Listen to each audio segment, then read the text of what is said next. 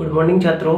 आज की इस वीडियो लेक्चर सीरीज में मैं आपके सामने स्कूल मैथमेटिक्स का कक्षा 10वीं से स्टार्ट करने जा रहा हूँ। आज हम श्री गणेश करेंगे, तो मैं आपको सिखाऊंगा। आज पहले अध्याय का नाम है मेरे प्यारे छात्रों पार्ट 1, जिसका नाम क्या है, वास्तविक संख्या, जिसे इंग्लिश में बोलते हैं रियल नंबर। इसके बारे में मैंने अभी तक कभी चर्चा नहीं की है, क्योंकि कक्षा 9th जो है, देखो सबसे पहले मैं आपको थोड़ा सा इसका बेसिक बताना चाहूँगा, तो आप इधर बड़े ध्यान से देखना।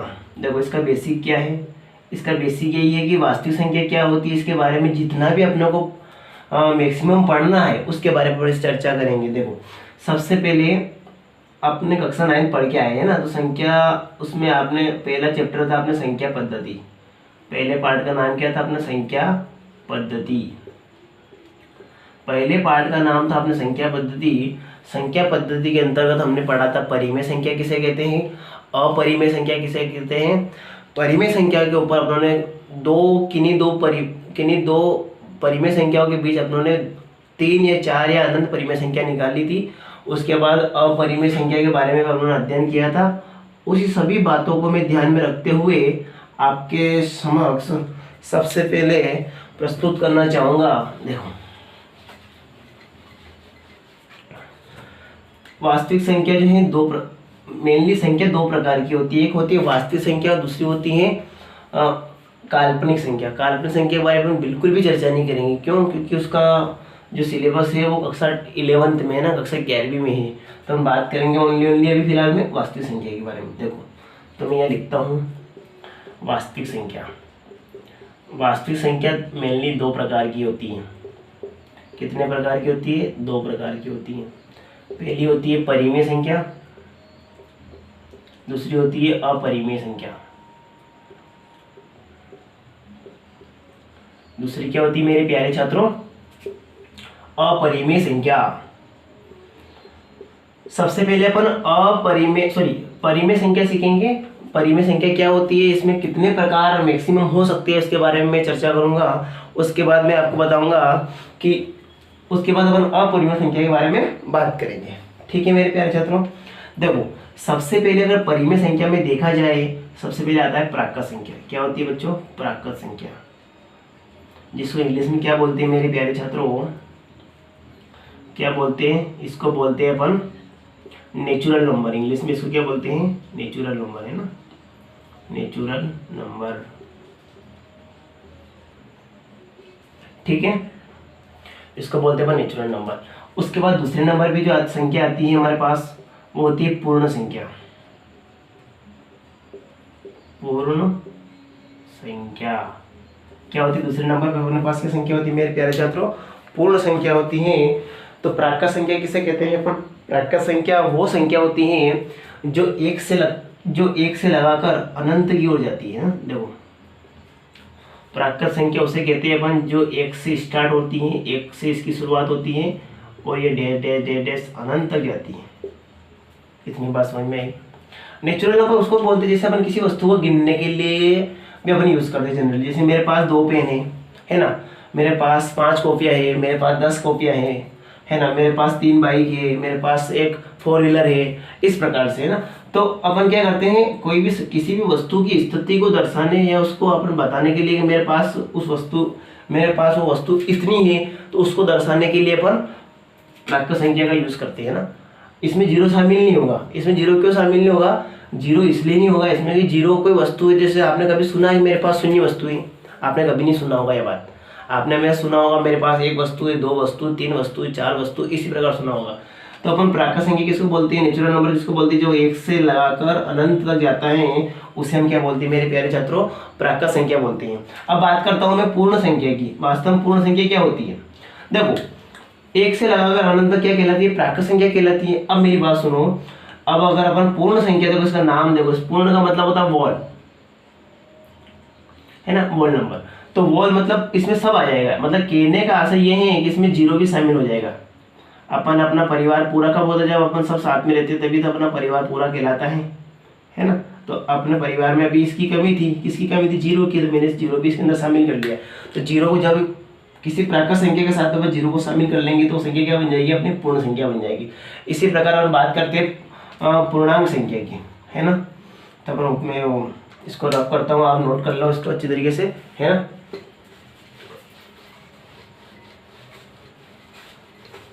देखो तीसरे नंबर पर आती है अपने, तीसरे नंबर पर कौन संख्या आती है अपने, पूर्णांक संख्या। तीसरे नंबर पर संख्या कौन सी आती है अपने, पूर्णांक संख्या। क्या होती है पूर्णांक संख्या, है ना। इसको देखो इंग्लिश में बोलते हैं इंटीजर, क्या बोलते हैं, इंटीजर, ठीक है। अब देखो सबसे पहले मैं एक संख्या रेखा बनाता हूं आपके समक्ष, है ना। देखो ये एक संख्या रेखा है, ठीक है। इसके अलावा बिल्कुल मीडियम पॉइंट रहेगा 0। अपन देखो बाएं से दाएं ओर चलेंगे तो पॉजिटिव चलेंगे, और दाएं से अगर बाएं ओर चलेंगे अपन तो नेगेटिव चलेंगे। ये देखो दाएं से अपन बाएं ओर चल रहे हैं, तो ये जो है एक पूरा जो है, ये जो आपको नजर आ रहा है ये पूरा क्या है मेरे प्यारे छात्रों, इसको क्या बोलते हैं अपन, इसको क्या बोलते हैं, पूर्णांक संख्या बोलते हैं। इसको बोलते हैं पूर्णांक, क्या बोलते हैं मेरे प्यारे छात्रों, पूर्णांक। अब मैं समझाऊंगा आपको ना पूरी तरीके से। इधर देखो अभी अपना प्राकृत संख्या के बारे में पढ़ा, उसके बाद मैंने आपको पूर्ण संख्या के बारे में पढ़ाया। अब बात करते हैं पूर्णांक संख्या के बारे में। देखो पूर्णांक में क्या होता है, पूर्णांक के अंदर प्राकृत संख्या, पूर्ण संख्या और नेगेटिव संख्या, जो ऋणात्मक संख्या सभी शामिल होती है। तो इसकी परिभाषा की बात करें तो ऐसी संख्या जिसके अंदर शून्य वाली संख्या, धनात्मक संख्या और ऋणात्मक संख्या शामिल हो, उसे हम पूर्णांक संख्या कहते हैं। इतनी बात समझ में आती है। जैसे एग्जाम्पल, सभी एग्जाम्पल है ना, जैसे मेरे -4, -3, -2, -1, 0, 1, 2, 3, 4, 5, ये सभी के कहलाते हैं इंटीजर या पूर्णांक संख्या। अब बात करता हूँ, मैं आगे बढ़ता हूँ। पूर्णांक संख्या की बात करेंगे अपन भिन्न संख्या, इसको नोट कर लेना आप, उसके बारे में अपन बात करेंगे। भिन्न संख्या किसे कहते हैं ना, तो भिन्न संख्या ऐसी संख्या होती है जिसे हम P/Q के रूप में लिख सकते हैं। रिपीट करता हूँ वापस, है ना। देखो चौथे नंबर संख्या कौन सी अपने, भिन्न वाली संख्या। कौन संख्या है, भिन्न वाली संख्या। भिन्न वाली संख्या क्या होती है, भिन्न वाली संख्या। देखो एक ऐसी संख्या जिसे हम P/Q के रूप में लिख सकते हैं, उसे हम क्या बोलते हैं, भिन्न वाली संख्या बोलते हैं। जैसे लाइक इसका उदाहरण देखो, 1/2, -3/2, 15/2, 17/3, है ना। ये सभी संख्या की कहलाती भिन्न वाली। क्यों कि इसमें देखो इसका अंश, इसमें अंश है, ये इसको बोलते हैं अपन अंश, इसको बोलते हैं हर, है ना। इसको बोलते हैं नॉमिनेटर, डिनोमिनेटर इसका नॉमिनेटर है, ठीक है, इंग्लिश में। तो अब बात करते हैं अपन, ये सभी भिन्न वाली संख्या हो गई ना। इनको अपन फ्रैक्शन भी बोलते हैं, देखा जाए तो फ्रैक्शन भी बोलते हैं इसको इंग्लिश में ना, फ्रैक्शन। इसको इंग्लिश में क्या बोलते हैं, फ्रैक्शन, यानी भिन्न होता है, ठीक है। तो अब बात करते हैं अपन आगे भिन्न वाली संख्या के बाद हम बात करते हैं दशमलव वाली संख्या। जो भी दशमलव वाली संख्या होती है ना, वो भी काय में आती है, अपने परिमेय संख्या के अंतर्गत ही आती है। पर उसमें भी देखना पड़ेगा कौन सी, दशमलव वाली में भी अपने को देखना पड़ेगा ना, दशमलव वाली संख्या में भी अपने को ये देखना पड़ेगा कि दशमलव वाली संख्या एक्चुअली होती क्या है। दशमलव वाली संख्या, देखो दशमलव वाली संख्या जो ना मेनली तो 3 प्रकार की होती है। एक तो होती है शांत दशमलव वाली, एक होती है अशांत दशमलव वाली, और एक होती है असमान दशमलव आवर्ती, जिससे मान लो कोई अंक जो रिपीट होता है। जैसे मान लो मैं अगर 3 में 100 का भाग देता हूँ ना, 3/100, तो इसमें क्या होता है 0.33333 ये चलता रहता है, मतलब 3 की पुनरावृत्ति बार बार होती है। तो ये जो है ये शांत तो है पर इसकी पुनरावृत्ति हो रही है, तो ये शांत कहलाएगा। क्योंकि इसको अपन बार लगा दिया तो ये शांत हो गया, तो इसको अपन कह सकते हैं कि ये शांत दशमलव वाला है तो अशांत है, सॉरी ये अशांत दशमलव है ना। तो ये अशांत दशमलव है, जो संख्या अशांत होती है वो कभी भी परिमेय संख्या के अंतर्गत नहीं आती है। वही संख्या इसके अंदर आती है जो शांत होती है ना, जैसे कि यदि अपन भाग देते हैं 5 में 2 का भाग देते हैं ना, तो हम जनरली भाग कैसे देते हैं, 5/2 5 से गया, कितनी बार गया, 2 बार गया, ठीक है। तो कितना बचा, 1 बचा। ऐसे ऐसे करते नहीं, डायरेक्ट करते हैं, पर बच्चों को दिक्कत है इसलिए बता रहा हूँ। पॉइंट लगाया, शून्य बढ़ाया, कितनी बार गया, 5 बार गया, 2 पंजो 10, नीचे लिखा क्रॉस क्रॉस। आई बात समझ में इतनी आपको। तो ये जो है इसको क्या बोलते हैं, देखो ये 2.5 आ गया, तो ये क्या हो गया अपना जो है शांत दशमलव वाली संख्या है। तो जो भी शांत दशमलव वाली संख्या होती है वो सभी क्या होती है, परिमेय संख्या कहलाती है, ठीक है। अब अपने परिमेय संख्या के बारे में मैंने आपको बता दिया है क्या क्या परिमेय संख्या के बारे में, जो भी मैक्सिमम 4 से 5 प्रकार की संख्या होती हैं जो सभी क्या कहलाती है, परिमेय संख्या कहलाती है। जो आपने कक्षा 9th में और 8th में तो पूरा 6, 7, 8 तीनों में इसका बेसिक मिलता है ना, अच्छी तरीके से मिलता है, पर बच्चे क्या पढ़ते नहीं है, ठीक है। अब बात करते हैं अपना अपरिमेय संख्या। तो अपरिमेय में एक तो होती है अंडर रूट वाली है ना, जिसे वर्गमूल वाली है हो गई, ये वर्गमूल, ये घनमूल वाली हो गई ना, ये इसको बोलते हैं वर्गमूल, इसको बोलते हैं घनमूल। और एक और होती है अपने अशांत दशमलव वाली संख्या। कौन सी होती है, अशांत दशमलव वाली संख्या, ठीक है, जो रुकने का नाम नहीं लेता है ना। जैसे अभी अपने देखा था वो उदाहरण वाला है ना, अभी बताया था ना मैंने आपको 3/10 वाला या 3/100 वाला, तो 0.3333 इस टाइप से चलता जाता है। इसको क्या बोलते हैं अपन, परिमेय, अपरिमेय। अब देखो थोड़ा सा एक इसमें अपवाद है जो कि मैं तुमको बताना चाहूँगा। सबसे पहले इसमें देखो बच्चे बड़े डाउट में रहते हैं कि सर 22/7 हम P/Q के रूप में लिख सकते हैं, और इसको जब अपन इसका दशमलव में अगर इसका अपन जब भाग देते हैं तो ये 3 पॉइंट, जैसे 22/7 को अगर आप डिवाइड करोगे ना दशमलव के रूप में 3.1432163 इस टाइप से आएगा। तो ये क्या है कि ये क्या अशांत हो गया, और इसी को अपन जियोमेट्री में क्या बोलते हैं, इसी का जो मान है अपन जियोमेट्री में हर जगह क्या पुट करते हैं, पाई, यही पाई का मान है। और पाई का मान कभी कभी अपन 22/7 भी रखते हैं, और कभी कभी 3.14 भी रखते हैं, है ना। इतनी बात अगर आपको समझ में आती है तो अपन आगे मूव करते हैं ना। अब 2 मिनट रुकना, मैं पानी वानी पी लूं।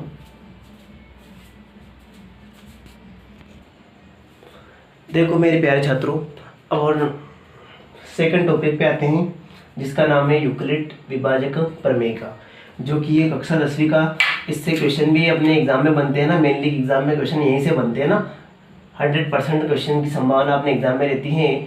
तो देखो आपने देखो एलसीएम और एचसीएफ का नाम सुना होगा ना, एलसीएम और एचसीएफ का नाम सुना होगा, नहीं सुना होगा तो सुन लीजिए आप, है ना। देखो एलसीएम किसको बोलते हैं, लघुत्तम समावर्तक, और एचसीएफ बोलते हैं महत्तम समावर्तक को बोलते हैं ना।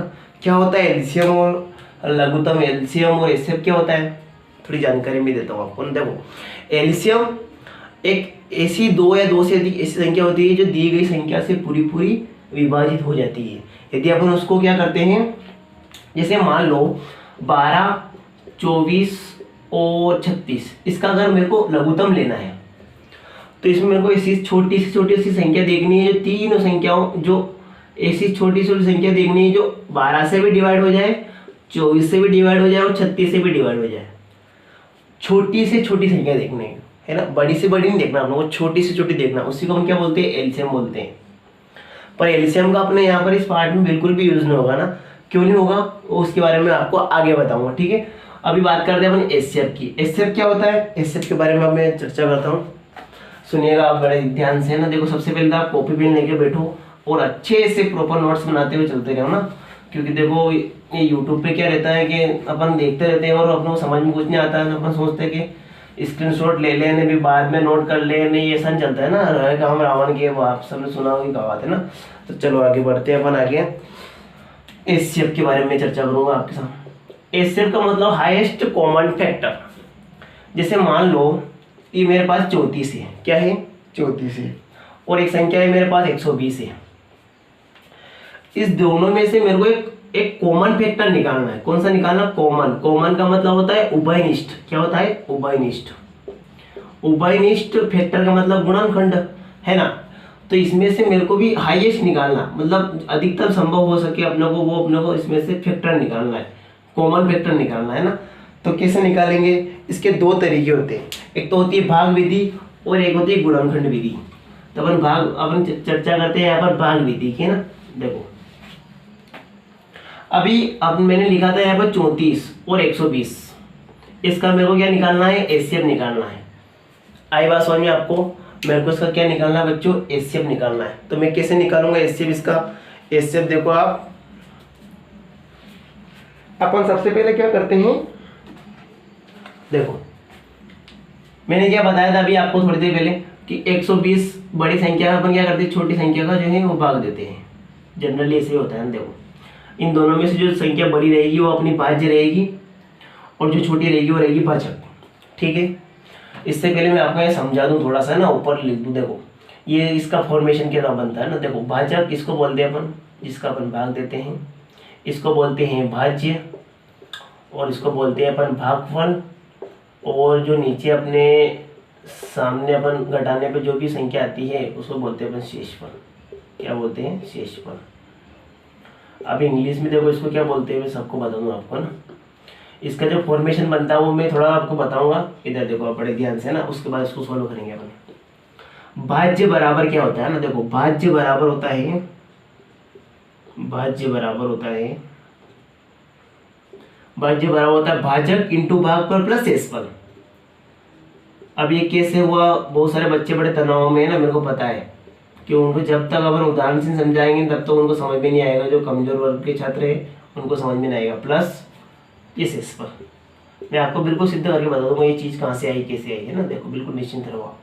देखो सबसे पहले हम बात करते हैं इसकी, इसको हल करने की कोशिश करो। अपन जनरली जो अपने भाग देते हैं वो सीधी से करते हैं ना। अभी अपन एचसीएफ निकालने की बात नहीं कर रहे हैं ना। अभी देखो आप पहले ये चीज़ समझ में आ जाएगी, अपन एचसीएफ निकालना तो बड़ा आसान अपने लिए। ठीक है, देखो मेरे को 120 में 34 का भाग देना है ना। तो देखो 34 का बाड़ा मेरे को नहीं आता है ना, नहीं आता है ना, मैं बहुत कमजोर हूँ। ठीक है, इधर देखो मेरे को 34 का बाड़ा नहीं आता है, अपन क्या करते हैं 30 का बाड़ा आता है अपने को, है ना। तो 30 का बाड़ा बोलेंगे अपन। 30 का बाड़ा मैंने 4 बार बोला, ज़्यादा हो रहा है। 3 चौक 30 चौक 120 हो रहा है। 120 तो हो रहा है बराबर, तो यहाँ पर 4 ज़्यादा है, इसलिए अपन क्या करेंगे इसको 3 ही बार लेंगे। तो देखो यहाँ पर 34 दिया कितना होगा, 34 दिया होगा अपना 4 3 12 की 2, हासिल बचा 1, 3 3 9, 9 और 1 10, 102। ठीक है, माइनस करेंगे तो 18 बचेगा, आप बैठा दे रहना घर पर। ठीक है, इधर देखो अब बात करते हैं अपन। 18 हो गया, तब क्या करेंगे अपन, यहाँ पर 3 क्या हो गया अपना, ये भागफल हो गया, और 18 क्या हो गया, शेषफल हो गया। इतनी बात समझ में आई आपको। और ये जो है अपना भाज्य है, ये जो कि मैंने पहले बता ही दिया। और ये संख्या क्या है, भाजक है। ये संख्या क्या है, भाजक है। अब आप बड़े ध्यान से देखना, मैं आपको ये इसके बराबर इसको लेकर मैं आपको सिद्ध करके बताता हूँ ना। उसके बाद अपन एचसीएफ के बारे में चर्चा करेंगे। अपना जो पार्ट से रिलेटेड जो यूक्लिड विभाजक प्रमेय है इसके बारे में चर्चा करेंगे। आप बड़े ध्यान से इस बात को समझना। देखो सबसे पहले भाज्य क्या है, तो भाज्य अपना ये है 120, नहीं मैंने लिख दिया यहाँ पर 120। ठीक है, बराबर, तो ये बराबर लगा दिया मैंने, यहाँ देख लो आप। उसके बाद भाज्य क्या है मेरे प्यारे छात्रों, 34 है, 34 इंटू 3। ठीक है, और भागफल जो ये अपना क्या आया, भागफल 3 आया है, 3 लिखते हैं, प्लस शेषफल, तो ये शेषफल कितना आया अपना 18 आया है ना। तो अपन इनको इंक्लूड करेंगे तो 120 इज इक्वल टू 34 दिया आपने अभी किया 102 प्लस 18, इन दोनों को जोड़ेंगे अपन तो 120 बराबर आ जाएगा 2 और 1 8 की 0 से लब बचा 1 और 1 2 और 1। तो LHS बराबर RHS आई है। मतलब ये बात, ये सूत्र जो है बिल्कुल सही है ना। जब दोनों पक्ष बराबर आ जाए तो अपन क्या बोलते हैं कि दोनों पक्ष जो है आपस में बराबर है, इसलिए संख्या दी गई संख्या क्या कहलाएगी अपने एचसीएफ के, सॉरी बराबर है, तो ये सूत्र सिद्ध हो गया। अब देखो थोड़ा सा इसका अपन फॉर्मेशन, थोड़ा सा अपन इसको क्या है कि इतना बड़ा हर क्वेश्चन में नहीं लिख पाएंगे, इसी कारण को इसको अपने शॉर्ट नाम दिया मैंने ना। देखो तो आप इसको नोट कर लेना, उसके बाद आगे चर्चा करते हैं अपन। देखो आप बड़े ध्यान से,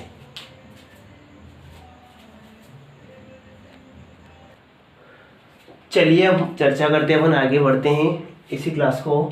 देखो सबसे पहले अपन बात करते हैं, मैंने अभी आपको एचसीएफ के बारे में समझाया, बिल्कुल नहीं समझाया ना, मैंने तो आपको भाग के बारे में समझाया। इधर देखो आप, अब बात करते हैं अपन एचसीएफ के बारे में। वास्तव में दो संख्याओं का एचसीएफ कैसे ज्ञात किया जाता है। देखो आप, ये आपको मैंने समझाया। देखो अपन भाज्य का शॉर्ट फॉर्म लेंगे ए, भाजक को बी मानेंगे, भागफल को अपन क्यू मानेंगे, और शेषफल को अपन आर मानेंगे। इसके बारे में पूरी चर्चा आप लोगों को बुक में दे रखी है, आप देख सकते हैं ना। और पेज नंबर भी मैं आपको बता दूं, पेज नंबर रहेंगे अपने, पेज नंबर अपने 4 पे रहेगा ना, इसके बारे में पूरी चर्चा है। और यहाँ पर ए और बी क्या रहेंगे, हमेशा धनात्मक पूर्णांक रहेंगे, और अद्वितीय पूर्णांक संख्या जो क्यू और आर विद्यमान रहेंगे और ए बराबर बी क्यू प्लस आर, इस प्रकार से अपना फॉर्मेशन रहेगा। अब देखो मेरे को किसी दो संख्याओं का हिस्सा ज्ञात करना है तो मैं कैसे ज्ञात करूंगा ना, तो मैं आपके सामने एक एग्जांपल लेता हूँ। सबसे पहले देखो मैं आपके पास सामने एक लोक पहेली लेके आता हूँ ना। एक बार क्या हुआ, एक सड़क पर क्या है कि एक विक्रेता अपने सर पर एक अंडे की टोकरी लेके जा रहा था। तभी एक आलसी प्राणी था, तो उसने बोला कि उसने ये बोला, वो दोनों आपस में कुछ कारणवश लड़ने लगे। तो जो वो व्यापारी था, जो विक्रेता था अंडे व्यापारी, वो जो आलसी व्यक्ति था, जो खड़ूस प्राणी था, उसने क्या किया, उसके जो अंडे थे, अंडे की टोकरी को उसने क्या किया, नीचे डाल दिया, जिसके कारण उसके अंडे फूट गए। तब उस अंडे विक्रेता को बड़ा गुस्सा आया और वो कहने लगा कि मुझे तो मेरे जितने अंडे फूटे हैं, टूटे हैं, मैं उनका भुगतान लेना चाहूँगा। तो इसी बीच में वो चाहता कि पंचायत को बुलाऊं और पंचायत से मैं कहूं। तो पंचायत से कहता है, तो जो पंचायत में जो सदस्य रहता है वो कहता है कि बताओ आपके कितने अंडे थे। तो वो थोड़ा सा जो विक्रेता है वो बड़ा समझदार है, वो थोड़ा सा क्या है, वो थोड़ा लॉजिक वे में उस बात को बताना चाह रहा था। तो वो क्या कहना चाह रहा था, आप बड़े ध्यान सुनो ना। वो कहता है कि यदि मैं दो अंडे को गिनता हूँ तो मेरे पास एक अंडा बचता है। क्या कहता है वो, यदि मैं दो अंडे को गिनता हूँ तो मेरे पास एक अंडा बचता है, और यदि मैं तीन अंडों को गिनता हूँ तो मेरे पास 2 अंडे बचते हैं। देखो उसका लॉजिक है ना। वो क्या बोलता है, सबसे पहले यदि मैं दो अंडे को गिनता हूँ तो मेरे पास एक अंडा बचता है, और यदि मैं तीन अंडे को गिनता हूँ तो मेरे पास 2 अंडे बचते हैं। ठीक इसी प्रकार यदि मैं तीन अंडे को गिनता हूँ, यदि मैं 4 अंडे को गिनता हूँ तो मेरे पास 3 अंडे शेष बचेंगे, और 5 अंडे को गिनता हूँ तो मेरे पास 4 अंडे शेष बचेंगे। इसी प्रकार यदि मैं 6 अंडे को गिनता हूँ तो मेरे पास 5 अंडे जो हैं शेष रहेंगे, और यदि मैं 7 अंडे को गिनता हूँ तो मेरे पास एक भी अंडा नहीं रहेगा। मतलब शेषफल कहने का मतलब यहाँ शेषफल क्या आ जाएगा, 0 हो जाएगा। यदि आपको ये कहावत, ये पहेली समझ में आई है तो अपन आगे चर्चा करते हैं। देखो ये कहना क्या चाह रहा है, इसका कहने का मेन ये आशय है। यदि मैं इसको लिखूं आपके समक्ष, है ना, तो 2 मिनट आप रुकना, है ना।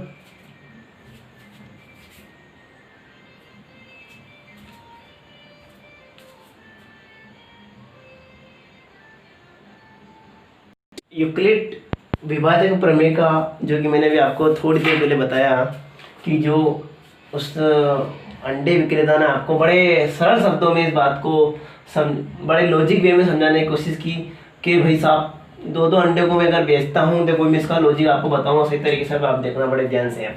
यदि मैं 2 अंडे गिनता हूँ तो मेरे पास एक अंडा जो है वो क्या बचता है, शेष बचता है।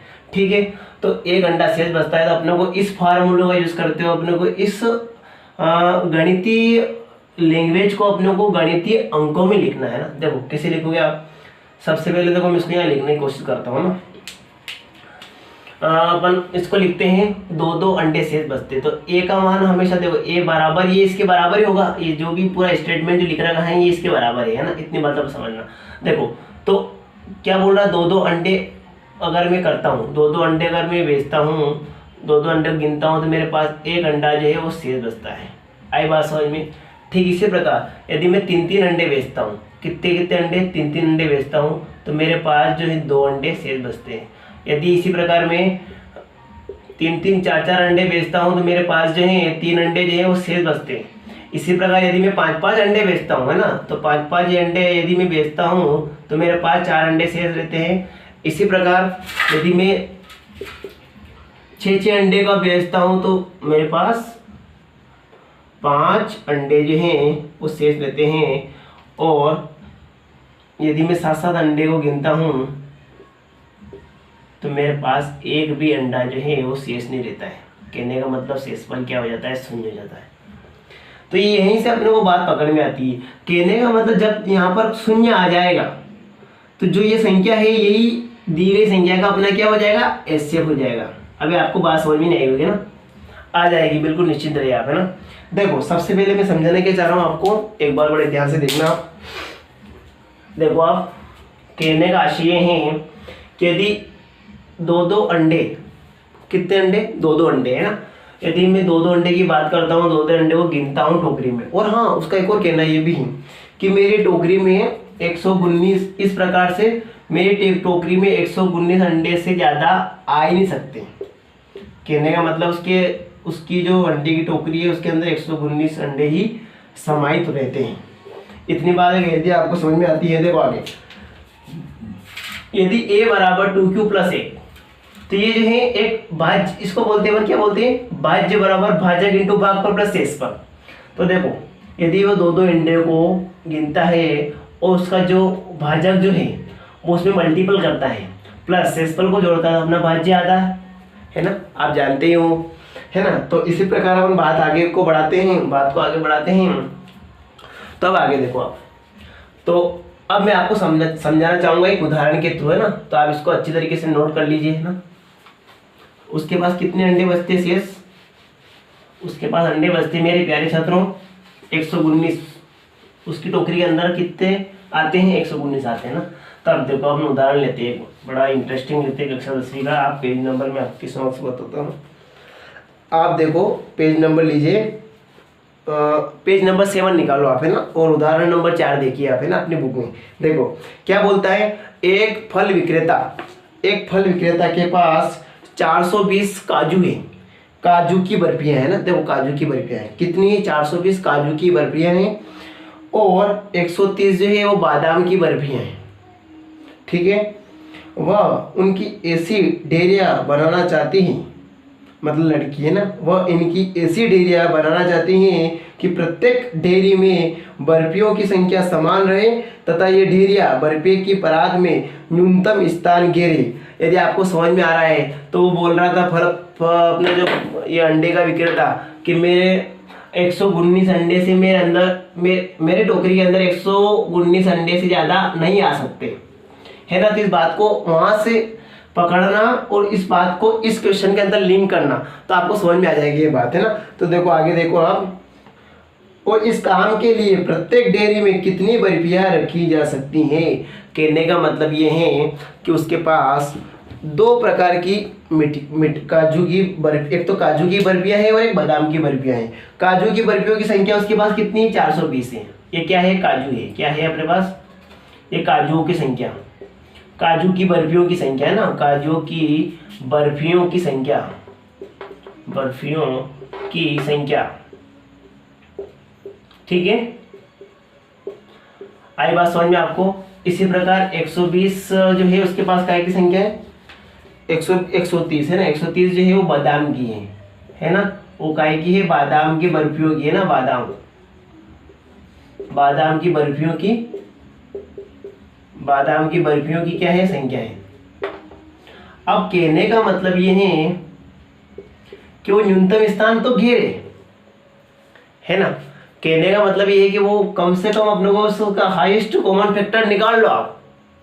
कहने का मतलब ये एचसीएफ निकाल लो, तो अपने को इन दोनों संख्याओं का अगर एचसीएफ निकालेंगे तो कैसे निकालेंगे, है ना।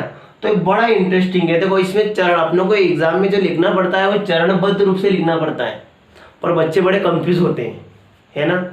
बच्चे इस क्वेश्चन को करने में बड़े परेशानी की स्थिति, मैंने पढ़ाया है, मेरे को पता है, क्लासों में मैं पढ़ाता हूँ तो मेरे को पता चलता, बच्चे बोलते सर ये चीज़ें हमको समझ में क्यों नहीं आती, हम एग्जाम में इसको लिख नहीं पाते, हमको लिखने का तरीका बताओ।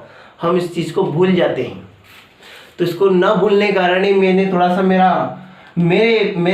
अंदाज में इस चीज़ को मैंने डिलीवर करने की कोशिश की। तो आप देखो कुछ नहीं करना है अपने को, यहाँ पर मेरे को एक तरीके से निकालना क्या है, इन दोनों काजुओं की, दोनों प्रकार की काजुओं की दोनों प्रकार की जो बर्फियों हैं उसका मेरे को एचसीएफ निकालना है।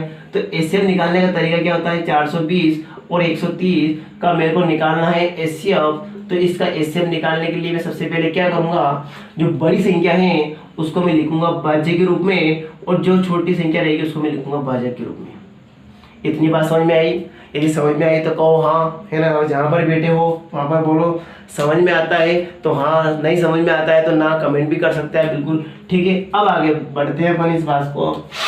देखो तो मैं क्या करता हूँ, अपने को जनरली जो भाग देते हैं इससे अपने को भाग नहीं देना है ना। अपने को देखो वो अंडे वाला विक्रेता का जो उदाहरण है अपने को दिमाग में याद रखना है। जब वो 2-2 अंडे बेच रहा था तो 1 घंटा शेष बच रहा था। इसी प्रकार अपने को इस चीज को लिंक बनाते हुए अपने को चलना है। तो यहाँ पर जगह जो है कम बचने के कारण मैं क्या करूँगा, देखो इसको ऊपर लिखूंगा। तो आप क्या करना है, इसको नोट कर लो, है ना, उसके बाद हम आगे बढ़ते हैं। आप जल्दी से नोट कर लो इसको स्क्रीनशॉट लेके, ठीक है, ठीक है। अपन इसको भी रब करेंगे ना। इधर देखो आप,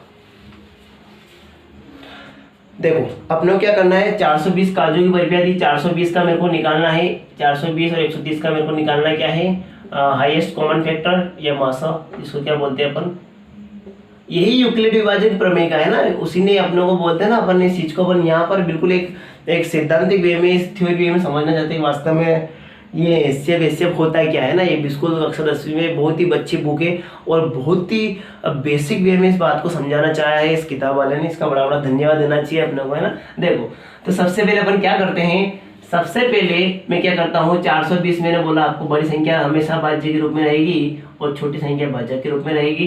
तो देखो आप 130 है, यहाँ पर 420 है ना। तो यदि मैं 13 का बाड़ा बोलता हूँ, 13 एकम 13, 13 दूनी 26, 13 39, कितनी बार जा रहा है मेरे प्यारे छात्र, 3 बार जा रहा है ना। तो 3 बार गया तो 13 39 मतलब 390, है ना। अब यहाँ पर कितने बचे,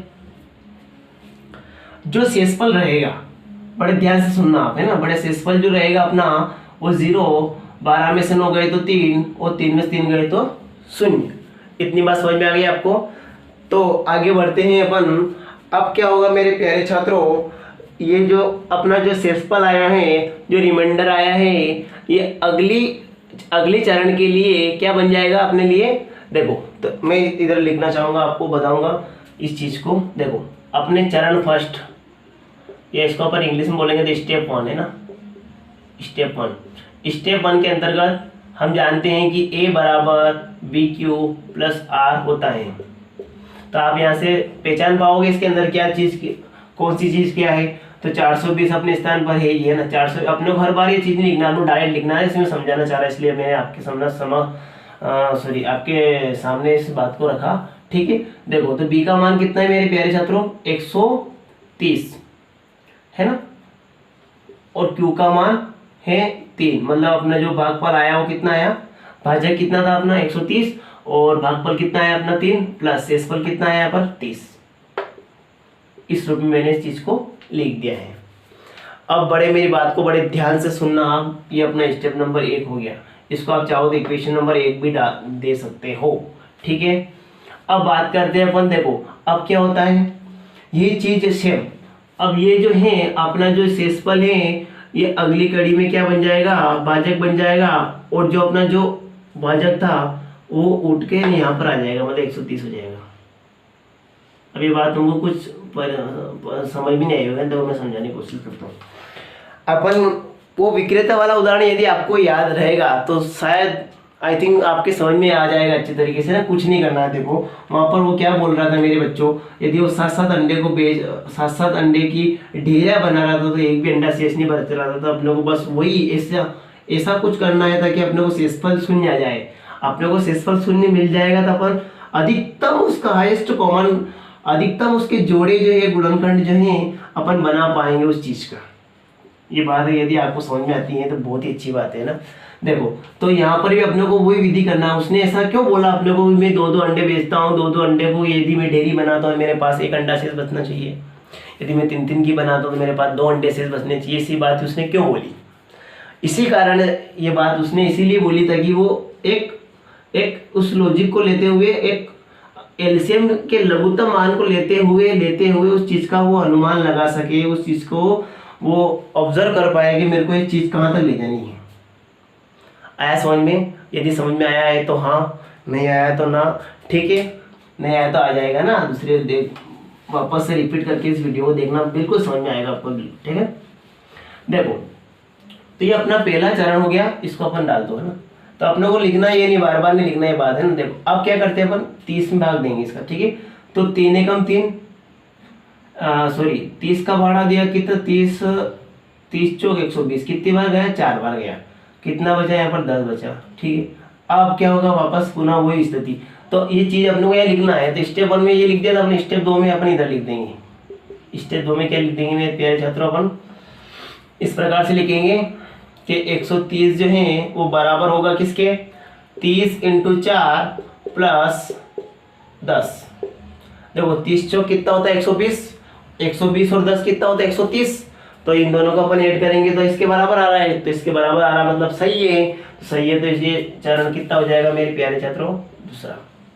अपना 2 चरण में खत्म हो गया, तीसरे चरण में अपने उत्तर आ जाएंगे। ठीक है, तो देखो उसके बाद मैंने क्या बोला था कि जो अपना पहले वाला जो भाजक रहेगा वो क्या बन जाएगा, भाज्य बन जाएगा। तो ये वाला भाज्य बन गया और ये जो अपना रिमाइंडर रहेगा ये क्या बन जाएगा, अपने भाजक बन जाएगा। तो देखो अब यहाँ से थोड़ा मैं इसको रब कर रहा हूँ ना, आप नोट कर लेना इसको अच्छे तरीके से। ठीक है, स्क्रीनशॉट लेके अब देखो 10 का पारा 3 बार बोला तो 10 तिया 30। तो ये अपना शेषफल देखो, अब अपने पास शेषफल क्या आ गया, शून्य आ गया। मतलब अपना जो है अपने को यही रुकना है, यहाँ स्टॉप।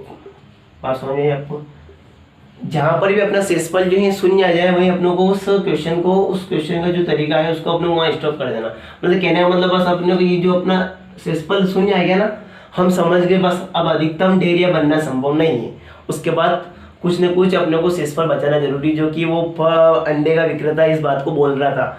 ठीक है, तो अब आगे की बात करते हैं अपन। तो इसको तीसरे चरण में अपन लिखेंगे तो अपने को ये चीजें अपने को एग्जाम में नहीं लिखना है, ये बिल्कुल अपने को इस साइड लिखने में समझाने के लिए अपने को लिखना है ये चीजें जो कि मैंने आपको पहले बताई थी, प्रथम चरण, द्वितीय चरण और तृतीय चरण। तो ये रहेगा अपना स्टेप नंबर 3। स्टेप नंबर 3 के अंदर क्या रहेगा, इसको कैसे लिखेंगे अपन, 30 इज इक्वल टू भाजक इंटू भागफल कितना 3 प्लस शेषफल कितना है 0। तो बस ये जहां पर शेषफल 0 आ जाए तो ऐसा क्या हो जाएगा अपना जो भाजक रहेगा वो। तो यहाँ पर ऐसे क्या हो जाएगा अपना ये अपना ऐसे मेरे प्यारे छात्रों क्या हो जाएगा 10। तो इन दोनों संख्याओं का ऐसे कितना हो जाएगा 10, कितना हो जाएगा 10 हो जाएगा। देखो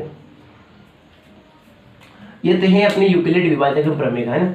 अब अपन तो अधिकतम अपन यदि 10 की ढेरियां बनाते हैं ना, काजू की बर्फी और एक और गाय की बर्फी थी अपने बादाम की बर्फी, है ना। तो उनकी 10 की यदि अपन साथ में ढेरियां बनाते हैं तो अपने पास एक मैक्सिमम उस चीज का अपने को ऐसे निकल जाता है। और अपन कह भी सकते हैं कि कितनी डेयरियाँ, कितनी बर्फियाँ की, प्रत्येक डेयरी में कितनी बर्फियाँ रखी जा सकती हैं। तो प्रत्येक डेयरी के अंदर 10 बर्फियाँ रखी जा सकती हैं। अतः लिख सकते हैं अपन कि प्रत्येक डेयरी के अंदर, अतः प्रत्येक डेयरी के अंदर 10 बर्फियाँ रखी जा सकती हैं। 10 बर्फियाँ रखी जा सकती है। देखो अच्छी तरीके से इस उदाहरण करना, यदि आपको समझ में नहीं आता तो मैं आपको एक उदाहरण और समझाना चाहता हूं ताकि आप इस चीज को अच्छी तरीके से कर पाओ। अब देखिए आप प्रश्न क्रमांक 1, आप देखिए प्रश्न क्रमांक 1, प्रश्नावली 1.1 का प्रश्न क्रमांक 1 का पहला क्वेश्चन क्या है, 135 और 225 का एचसीएफ जो है वो यूक्लिड विभाजन प्रमेय का एल्गोरिथम का प्रयोग करते हुए हल कीजिए। देखिए आप, तो इसको मैं हल करना चाहूंगा। देखो इसमें से मेरे को आप बताओ सबसे छोटी संख्या कौन सी है 135 और बड़ी संख्या कौन सी 225। तो सर आपने बताया था जो बड़ी संख्या होती है उसको अपने क्या मानना है, भाज्य मानना है, और जो छोटी संख्या उसको क्या मानना है, अपने को भाजक मानना है। तो मान लीजिए आप, देखो सबसे पहले अपन क्या करेंगे, 225 को अपनों भाज्य के रूप में लिख दिया, 135 को मैंने लिख दिया है अपने भाजक के रूप में। इसको डिवाइड करेंगे, 135 से कम 135 एक ही बार जाएगा, अगर 2 बार अगर भाग देंगे तो ज़्यादा हो जाएगा ना, 270 के समथिंग हो जाएगा, जो कि ज़्यादा होना चाहिए और अपना कम चाहिए। तो 135 इसमें से अगर अपन घटाएंगे तो 5 में से 5 गए तो 0, 2 में से 3 नहीं जाएगा, इससे उधार लेंगे तो 12 में से 3 गए तो कितने बचे 9, और 1 में से गए तो 0। इतनी बात समझ में आ गई। तो ये अपना प्रथम चरण का काम खत्म हो गया ना। देखो तो ये अपने स्टेप 1 में अपन लिखेंगे इसको a बराबर BQ प्लस R के फॉर्म में अपन इस बात को लिखना चाहेंगे। आई बात समझ में आपको अच्छे तरीके से। तो देखो सबसे पहले अपन क्या करेंगे, 91 का 135 में भाग देंगे, है ना। सॉरी अभी इसके बारे में चर्चा नहीं करेंगे ना। देखो तो इसको लिखते हैं अपन, है ना। तो 225 को क्या मैं लिख सकता हूँ बराबर बी क्यू मतलब 135 इंटू 1 प्लस के 90, ये अपना प्रथम चरण हो गया। इसी प्रकार अब क्या करेंगे, जो अपना शेषफल है ये क्या बन जाएगा अपने लिए भाजक, और जो ये भाज्य रहेगा ये क्या बन जाएगा भाज्य। ठीक है, जो भाजक रहेगा वो बन जाएगा अपने भाज्य। 90 कम 90 कितनी बार गया, एक ही बार गया है ना, कितना बचा 45 बचा शेषफल।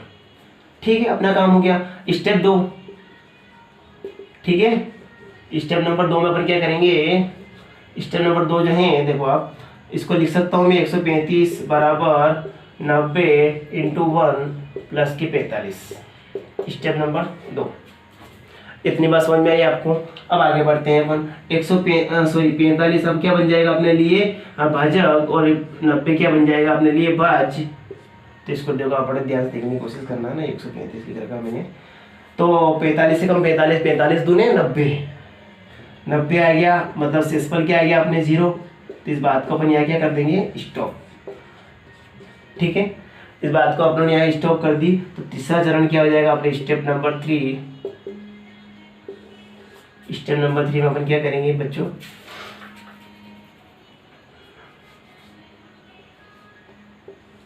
स्टेप नंबर 3 में अपन करते हैं 90 बराबर हो जाएगा अपना 45 इंटू 2 प्लस के 0, शेषफल 0 आ गया। 0 आ गया मतलब अपना ये क्या हो जाएगा, ये वाला जो है ये ऑप्शन जो है ये वाला भाजक जो है अपना क्या हो जाएगा ऐसे हो जाएगा। तो कहने का आशय यहाँ पर क्या है मेरे प्यारे छात्रों, कि जो अधिकतम कितने इसका एचसीएफ क्या हो जाएगा, इसमें कोई अपने को डेरिया नहीं बनानी है ना, काजू बर्फी की डेरिया अपने को बिल्कुल नहीं बनानी है। यहाँ पर बस नॉर्मल क्वेश्चन था है, जो प्रश्न वाले उसमें का पहला ही क्वेश्चन था। उसके बाद दूसरा क्वेश्चन है 196 और 38,220 ये आप करना। उसके बाद तीसरा क्वेश्चन है 867 और 225 जो कि बहुत ही सरल है ना। उसके बाद एक और क्वेश्चन है अपना उदाहरण प्रश्न क्रमांक 3 विभारत वाला, थोड़ा सा मैं आपको बता दूं इसके बारे में जानकारी। किसी परेड में 216 सदस्यों वाली एक सेना आर्मी की टुकड़ी 32 सदस्यों वाली एक आर्मी बैंड के पीछे मार्च करना है, तो दोनों समूहों को समान संख्या वाले स्तंभों में मार्च कराना है, तो उन स्तंभों की अधिकतम संख्या ज्ञात करना है। तो अधिकतम संख्या ज्ञात करना मतलब आप हाईएस्ट कॉमन फैक्टर अपने को निकालना है। तो हाईएस्ट कॉमन फैक्टर अपने को निकालना है, तो अपन कुछ नहीं करेंगे, अपने जो एक तो 616 ले लेंगे इसके स्थान पर, और एक और क्या ले लेंगे अपन 32 सदस्य यहाँ आ जाएगा। ठीक है, इन दोनों का बस इसी फॉर्म में ये बड़ी संख्या बिल्कुल सेम इसी प्रकार से हो जाएगा, बिल्कुल निश्चिंत रहे आप। अब अपन अगली नेक्स्ट क्लास में क्या सीखेंगे मेरे बच्चों, एक और एचसीएफ निकालने की एक और विधि होती है जिसका नाम है अंकगणितीय आधारभूत प्रमेय। जो वो फैक्टराइजेशन में से ना बाजुगणन विधि का नाम सुना होगा आपने ना, एलसीएम जो निकाला होगा, थोड़ा सा मैं बता दूं आपको, फिर अपने नेक्स्ट क्लास में चर्चा करेंगे। देखो जैसे आपने देखा होगा कभी भी ऐसे 32 को तोड़ना, 2 से गया तो 1 2 6, फिर 2 से गया तो 8, फिर 2 से गया तो 4, इस प्रकार से जब तक एक नहीं आ जाए तब तक इसका पीछा अपने को नहीं छोड़ना है ना। तो इस प्रकार से इसको बोलते हैं अपन अभाज्य गुणनखंड विधि, जो कि अपने कक्षा 10वीं में इसको क्या नाम दिया, अंकगणितीय आधारभूत प्रमेय। इसके बारे में अपन नेक्स्ट क्लास में पढ़ेंगे। और अभी मैं तुम थोड़ी सी मेरे इसके चर्चा करने जा रहा हूँ। देखो अभी लॉकडाउन का समय चल रहा है, तो इस साल पॉसिबिलिटी जो है स्कूल खुलने की बहुत ही कम बन रही है। तो मेरे बच्चे से निवेदन है कि आप YouTube से, मैं ये नहीं कहता आप मेरे से ही पढ़िए, है ना, बहुत सारे YouTube पे प्लेटफॉर्म पे बहुत सारे टीचर पढ़ाते हैं और सभी अच्छा पढ़ाते हैं ना। देखो तो अपन किसी की बुराई नहीं करते हैं, सब अच्छे पढ़ाते हैं, टीचर सबका अपना अपना तरीका होता है। तो यदि आपको ये मेरा पढ़ाया अच्छा लगे तो आप पढ़ना, अदरवाइज एज यू विश। ठीक है, टेक केयर, बाय बाय।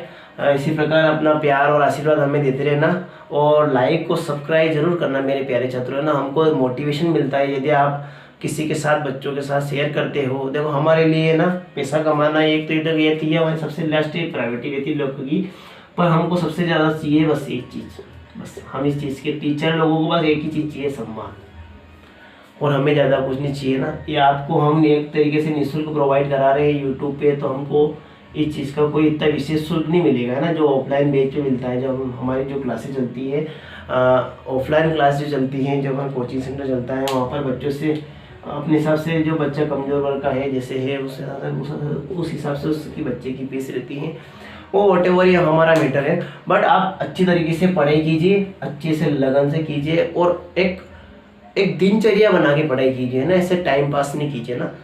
हर एक विषय को अच्छा समय देवे, अच्छे से करें, तभी आपका अच्छे से कुछ होगा, अदरवाइज नहीं होगा ना। तो अच्छे से करो पढ़ाई है ना, अपने माता पिता का नाम रोशन करो। वो दिन रात खेती में काम करते हैं, कोई मजदूर वर्ग में काम करते हैं, मैंने देखे बच्चे बहुत सारे है ना। मैं भी कोई बड़े फैमिली से नहीं है ना, मैं भी बिल्कुल एक लो फैमिली से बिलोंग करता हूँ ना। तो इस बात को विशेष ध्यान रखें और अच्छी तरीके से पढ़े गए ना। मेरा मोटिव ये बच्चों से है ना, ये पढ़ाने का उद्देश्य ये तरीके से डेमो क्लास से मैं आपको पूरी मैथमेटिक्स नहीं पढ़ा पाऊंगा, अभी आपको बोल रहा हूँ ना, बिल्कुल पॉसिबिलिटी नहीं है ना। मैं आपको बस एक डेमो क्लास के रूप में इस चीज़ को मैं आपको प्रोवाइड करना चाहता हूँ ताकि आप समझ जाओ। और जब भी मैं यदि मेरी ऑफलाइन क्लास से अगर कोरोना वायरस की स्थिति सामान्य हुई अपने कोविड-19 की, तो मैं ज़रूर ऑफलाइन क्लास भी जल्द से जल्द शुरू करने के विचार में हूँ। बस शासन का जब भी आदेश आए है ना, सभी कोचिंग, हालांकि सभी कोचिंग अभी फिलहाल में बंद है, तो कोई दिक्कत नहीं। जब भी शासन का आदेश आएगा तो अपने उसी दिन से हमारे बच्चों के लिए तत्पर हैं और आपका आशीर्वाद सदा बना रहे। और आप अपना ध्यान रखिए, अच्छे से खुश रहे, पढ़ाई करें। Take care, bye bye, thank you very much.